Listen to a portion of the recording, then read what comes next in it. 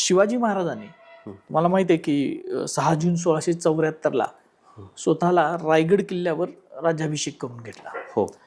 महाराजांनी राज्याभिषेक करून घेतला त्यावेळीची जी परिस्थिती होती, म्हणजे महाराष्ट्रातली, देशातली जी परिस्थिती होती, आणि त्यावेळेला जे धार्मिक द्वंद्व निर्माण झालेलं होतं, म्हणजे खरं तर महाराजांनी नवीन धर्मस्थापना केली असं राज्याभिषेकाच्या बाबतीत म्हटलं जातं. एक नवा पैलू त्यांनी लोकांसमोर आणला, स्वतःला राज्याभिषेक करून. महाराजांना राज्याभिषेक करत असताना त्यांना अनंत अडचणी आल्या.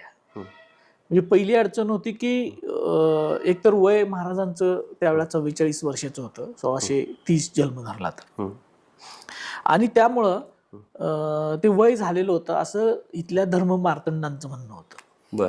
दुसरं असं होतं की राज्याभिषेक करायचा असेल तर तुम्ही क्षत्रिय असला पाहिजे. अच्छा. तिसरं त्याची क्षत्रिय असा आला, आणि नंतर परत तुमचं लग्न झालं असेल तर तुम्ही राज्याभिषेकाला पात्र नाही, कारण त्याचे कारण असं होतं की तुम्हाला द्विज म्हणजे तुम्हाला मुंज करून घ्यावी लागते. तर मुंज महाराजांची झालेली नव्हती, ते काही धर्मसंस्कार ते झाले नव्हते, आणि महाराजांची त्यावेळेला तब्बल 8 लग्न झालेली होती. अशा अनेक अडचणी त्यावेळेला होत्या.